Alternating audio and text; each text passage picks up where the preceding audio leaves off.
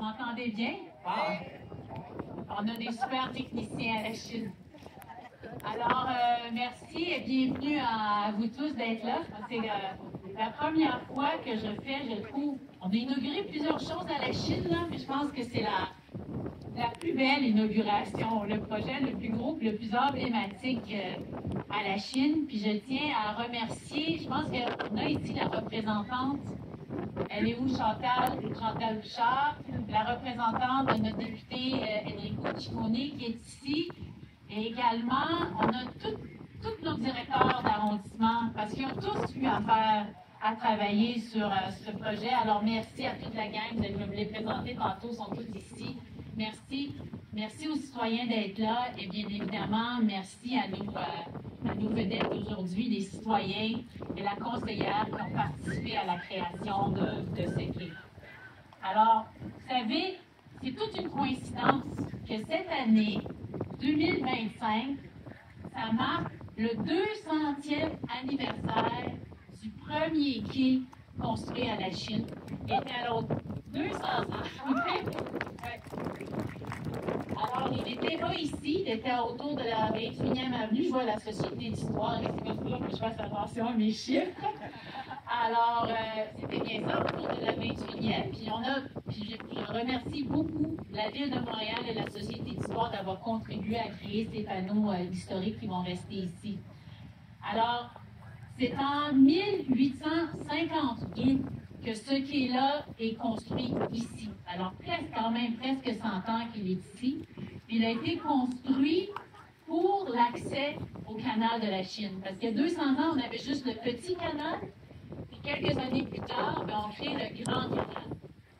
Et c'est super important, le quai ici, parce que c'est à travers la voie navigable qui guidait les gens pour aller dans le canal de la Chine, où est née l'industrialisation de tout le Canada. Le canal de la Chine, c'est le berceau de l'industrialisation. Et ce qui est là, c'est le point de départ pour y rentrer de manière sécuritaire avec les deux phares qui sont bien alignés pour aller vers le canal. Alors, le premier train aussi, le premier train, on dit le train de banlieue de Montréal, là, faisait le Montréal-La Chine. Puis ça, c'était 1847. Puis par après, à partir d'ici, c'était la première fois au Canada qu'on avait des bateaux qui embarquaient le train, la locomotive et 3 wagons, puis traversaient le fleuve. Alors, ils allaient à Kahnawake, et ça, pendant une bonne 50aine d'années, c'était... Wow, il y a des guêpes! C'était... on allait direct. Moi, ce que j'ai appris de la Société d'histoire aussi, c'est qu'autour d'ici, il n'y a pas si longtemps, il y avait un magnifique hôtel qui était à l'endroit de Dairy Queen et du stationnement de l'église.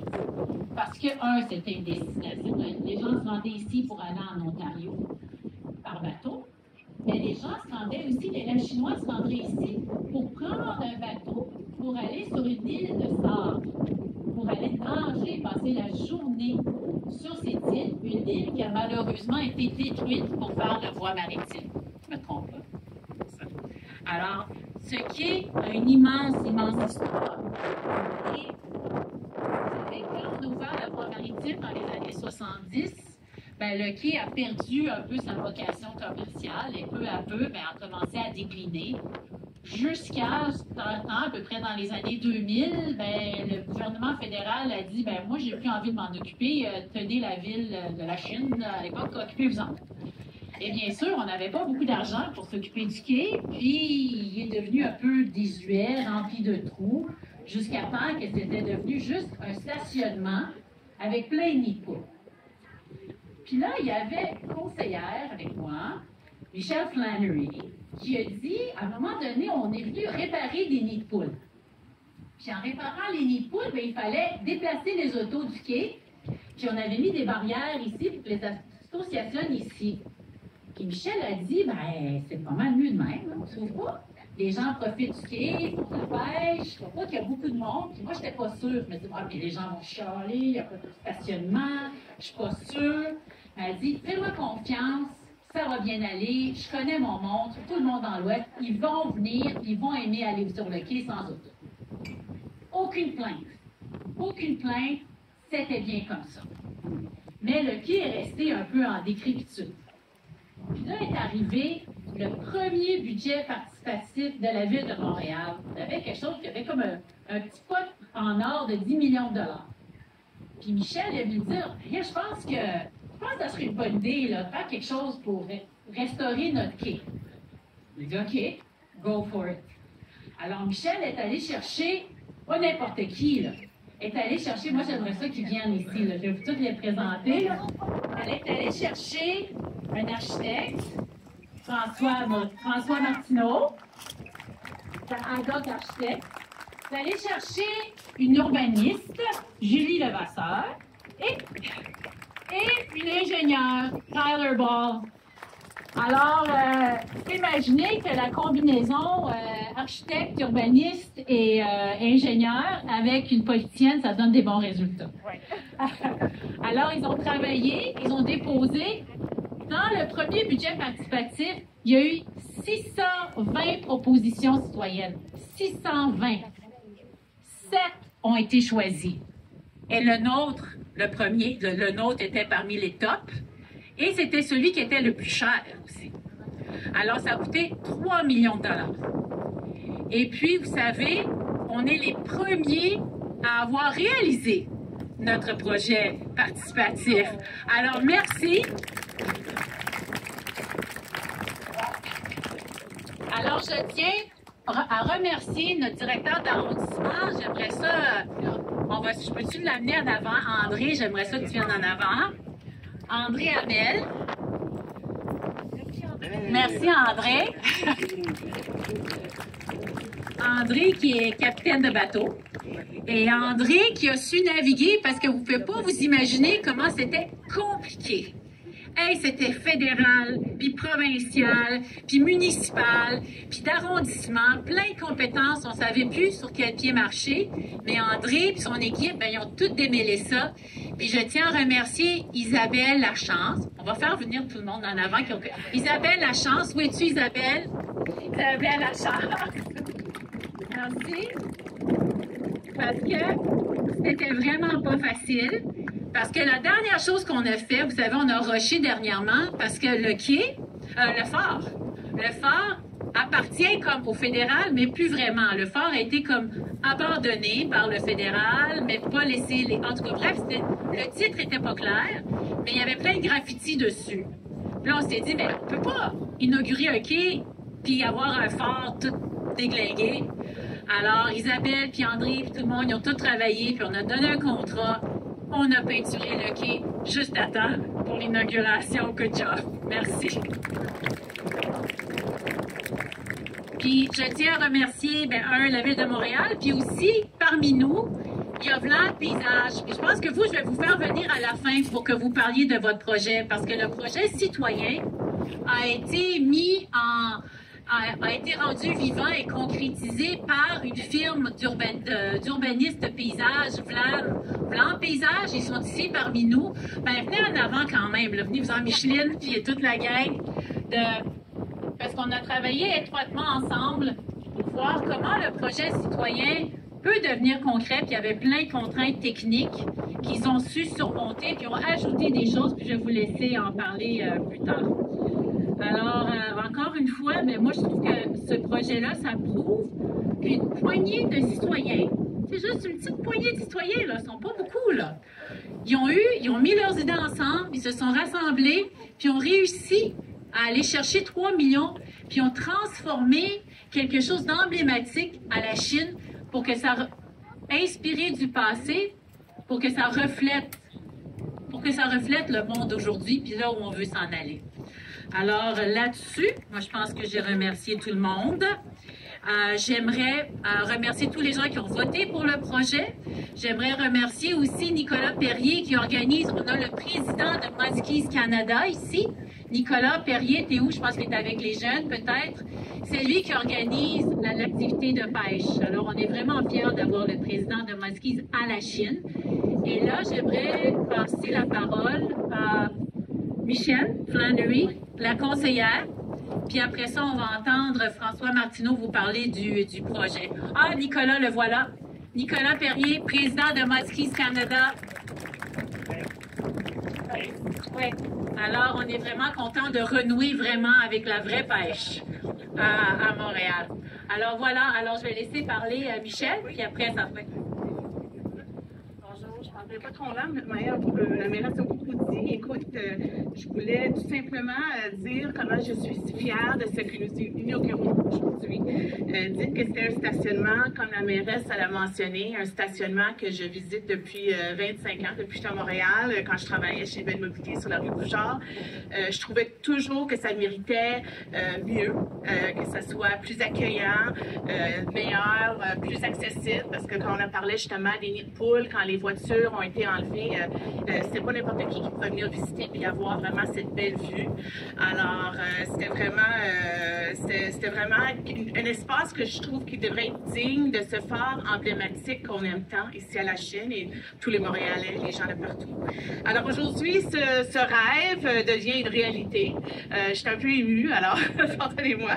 Je suis très reconnaissante que nous ayons les outils de la ville pour justement, comme la mairesse a parlé avec le budget participatif, c'est un outil qui nous a permis à réaliser ce projet et je suis reconnaissante on parle de Tyler, puis de Julie, puis François, c'est des citoyens, c'est aussi des voisins, c'est des amis et puis je suis contente qu'ils ont embarqué avec moi puis qu'il y avait vraiment aussi une vision pour transformer cet espace.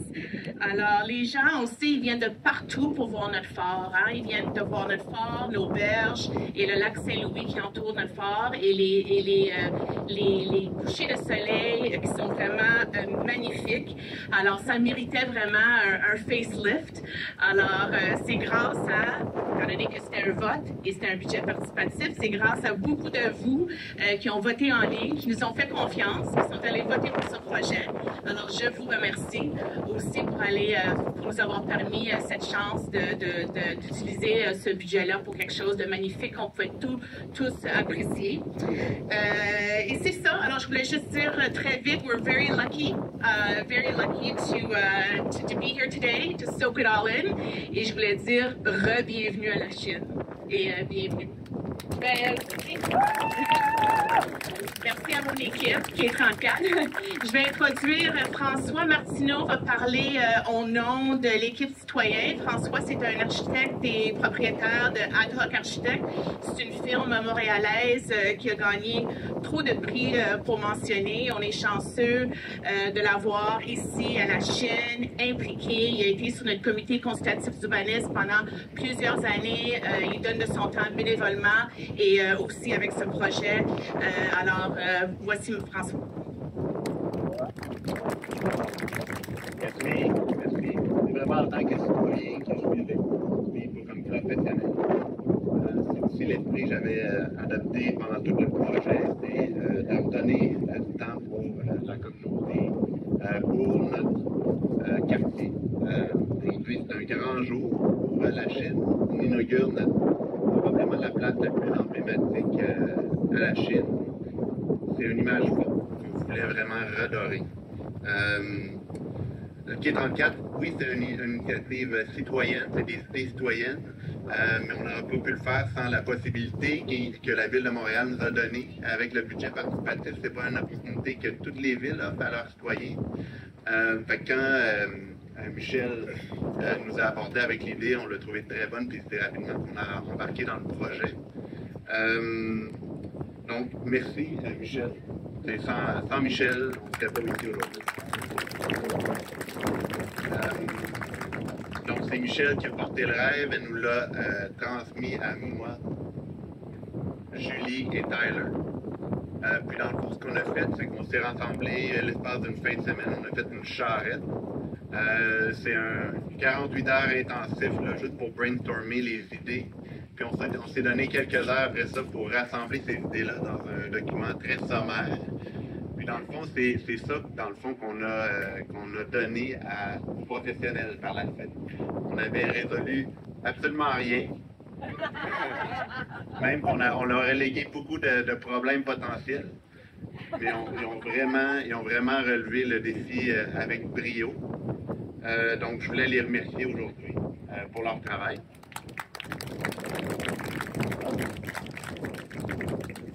le défi qu'on leur a donné, c'est principalement sous la thématique du fleuve. Donc, on voulait donner un hommage au fleuve. C'est pour ça que le concept s'oriente autour des courbes, des vagues. On voulait aussi redonner de la verdure à cette place-là qui était très asphaltée. Mais c'était un défi déjà d'emmener un petit peu de verdure avec les vents qu'on a, avec les vagues qu'on a. Donc, c'est un autre défi que l'équipe a relevé avec brio. Donc, on a pu, à mon avis, avec tout ce travail-là, redonner à la Chine une place qui est pérenne et durable, qui va durer dans le temps. Puis, c'est pas peu dire qu'on ait pu faire ça avec un budget. On disait que c'était un grand budget, mais pour un projet aussi complexe, c'est quand même un budget assez restreint. Pour finir, aujourd'hui, c'est pas juste un rêve, c'est de voir. C'est pas juste un rêve qui nous appartient, on le donne ce rêve-là, puis pour nous, il est extrêmement bien réalisé. Puis on espère que tous les Lachinoises vont pouvoir l'occuper aussi bien qu'on l'a rêvé. Donc, on est super fiers de ça.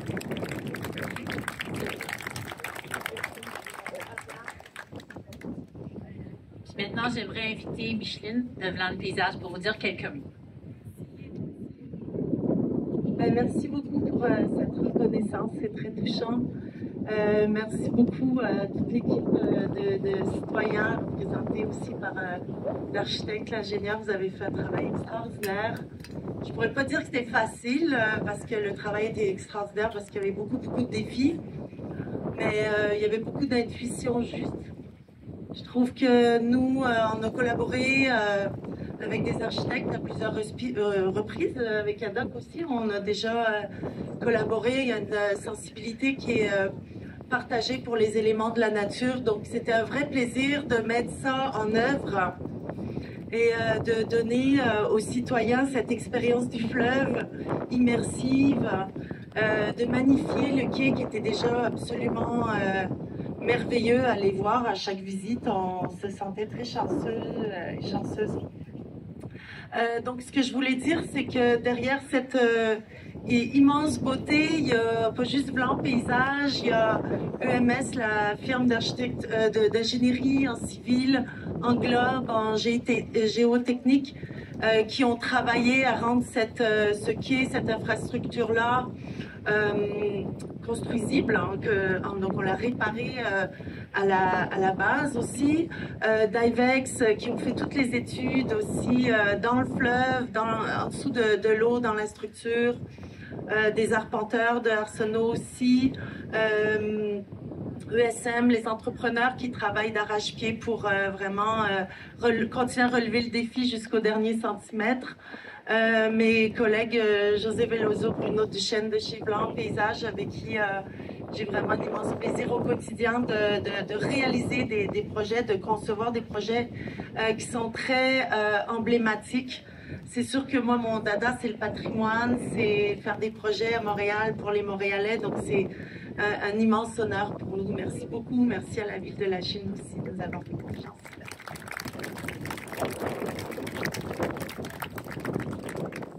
Et maintenant, avant de passer la parole à Nicolas Perrier pour l'activité de pêche, je vais demander à Michel Flannery de venir avec moi parce qu'on va faire une inauguration de la plaque qui vient avec le quai.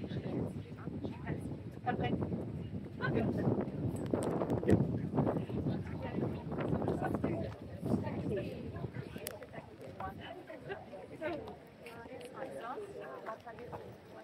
OK, tout est. Mettez-vous de chaque côté. Et dans le vent.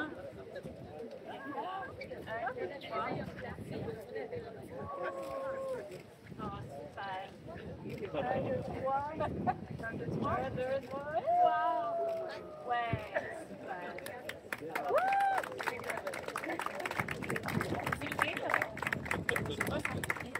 Le réaménagement du quai de la 34e avenue offre à la population un espace chaleureux et convivial.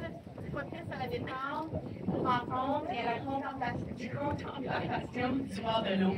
Issu du concept imaginé par des citoyennes et citoyens, cette nouvelle place publique qui rappelle le mouvement des vagues redonne vie à ce lieu emblématique de la Chine. Très apprécié des amateurs de pêche, le quai intègre désormais des éléments décoratifs originaux qui mettent en lumière la vie aquatique du lac et permettent à toutes et tous de découvrir les espèces qui y vivent. Et juste mentionner, je voulais juste ajouter, on n'avait pas mentionné ici, on en parlait, hein, Tyler? Ici, c'est comme c'est un petit clin d'œil à les rails avant qui étaient en bois. Au début, c'était en bois dans le concept, alors c'était pas quelque chose qui était pratique au bord de l'eau. Les rails qui supportaient les trains. Alors, il y a des petits détails partout, des clins d'œil justement à la nature et aussi à l'historique du quai. Et vous pouvez tous lire ici sur les magnifiques panneaux qu'on me dit vont rester ici tout l'été au moins. Vous pouvez aller sur les sites. Merci. Bravo encore une fois à l'équipe des candidats. Bravo. Bravo. Et maintenant, pour tous ceux qui sont inscrits à la pêche, voici les instructions. Alors, pour ceux qui ne sont pas inscrits, vous faites comme vous voulez. Bonjour tout le monde, je m'appelle Nicolas. Levez vos mains ceux qui sont ici pour pêcher. Oui, bien en arrière. Qui se forment en arrière de nous. Alors, je suis le président de Muskies Canada Montréal. On est un organisme, une OBNL, dont sa mission, c'est de protéger, de conserver le grand masquinongé. Ceux qui vont se promener sur le quai, vous allez voir plusieurs espèces de poissons, des stencils en métal, en aluminium. Parmi ces gabarits-là, vous allez trouver un masquinongé. Alors, la première personne qui va trouver le masquinongé, venez me voir, j'ai un beau leurre pour vous donner. Alors, pour ceux qui sont préenregistrés, vous êtes 125 enfants préenregistrés. On va fournir les permis de pêche gratuitement à ceux qui en ont besoin d'un. Les permis sont bons jusqu'à l'âge de 18 ans. Okay? Alors, simplement vous mettre en ligne là-bas, j'ai ma collègue Frédéric qui travaille très fort avec l'information qui est compliquée à obtenir avec le site du gouvernement qui nous subventionne pour l'activité d'aujourd'hui. La pêche va se faire à partir du quai sur le bord ici. Vous pouvez aller jusque là-bas, il y a une clôture noire. Près de la descente de bateau, il y a une autre clôture en forme de U, là, en haut, le quai en haut. Vous pouvez pêcher à partir de là. Lorsque vous êtes enregistré après avoir passé à travers la ligne, vous allez recevoir vos cannes. On vous les prête gratuitement pour l'activité. Vous allez recevoir vos verres de terre. Vous allez pouvoir pêcher tout au long du quai. Il va y avoir des prix incroyables qui vont se faire tirer aujourd'hui. On a des amis chez la Misport de Blainville qui sont venus aujourd'hui. On dit bonjour à Luc et son kiosque. Salut Luc! Donc, Luc et moi, on croit beaucoup à la démocratisation, l'accès à l'eau. C'est quelque chose qui est en péril un peu au Québec. Si on compare le reste du Canada, l'Ontario, les États-Unis, l'accès à nos plans d'eau est très restreint. Et puis, on travaille avec les élus pour ramener l'accès à l'eau le plus qu'on peut. Les descentes de bateaux, ça s'en vient de plus en plus difficile. Alors, juste un petit mot là-dessus. Moi, ce qui me permet, et sans l'aide de nos membres de Muskies Canada, d'aller faire l'inventaire des poissons dans le lac, les protéger, de prendre le pouls du lac, savoir la santé du lac, ça nous prend des descentes pour opérer nos sonars et ça nous pour faire l'activité de pêche, pour mesurer et voir la santé des poissons, ça nous prend des descentes. Alors, la descente ici, elle est ouverte aux résidents de la Chine, elle n'est pas ouverte à tous les résidents québécois, mais on essaie de changer ça. Déjà, elle était ouverte à tous les Québécois, on va essayer de ramener ça, que ça soit plus équitable. Ça prend du temps, ça prend des efforts. Alors, aujourd'hui, on va permettre à 125 enfants à faire une activité qui est bien meilleure que d'être devant une tablette, un vélo. Je pense qu'on peut mettre ça de côté, on se met la pêche dans la main. Il y a toujours une surprise, il y a quelque chose de bien dans la pêche. C'est dans la vie d'aujourd'hui, tout est planifié. Lorsqu'un couple attend un enfant, on sait déjà le sexe de l'enfant. On peut mettre sur la chambre un rose. On connaît d'avance ce qui se passe. Mais la pêche est toujours un élément de surprise. C'est toujours un élément on ne sait pas où on s'en va. C'est vraiment intéressant. On peut être absolument magnifique. C'est un sport qui que nous, on remet à la communauté. Depuis plusieurs années, chaque année, on organise une fête pour inclure ici. Peut-être 200 familles pêchent le long du canal. C'est pour ça qu'on est ici aujourd'hui. On complète un peu la formation qu'on fait maintenant au mois de juin. Et on permet aux enfants de découvrir la pêche avec des cannes pour après. Alors, si vous avez des questions sur du masquinongé, l'activité d'aujourd'hui, rien à voir, je vous promène le long des quais ici. Vous allez pouvoir parler à n'importe qui un gilet rouge avec Crossix Canada dessus. Ça me fait un plaisir de vous parler de nos efforts de conservation et de vous répondre à toutes les questions que vous avez sur la pêche. Et alors, merci à tous et bonne pêche!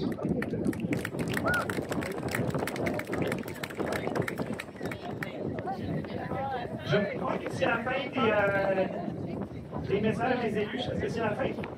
Oui. OK, alors je peux aller aider avec les inscriptions pour les pêcheurs pour leur donner leur bandana amicale. Alors, encore une fois, si vous avez des questions, accostez-nous, on a des chiens roses et moi j'ai ce gilet ici, Crossix Canada. Bonne pêche à tous! C'est si bien fait à notre inauguration, alors profitez-en, profitez du tout au long de l'année. Bonne soirée!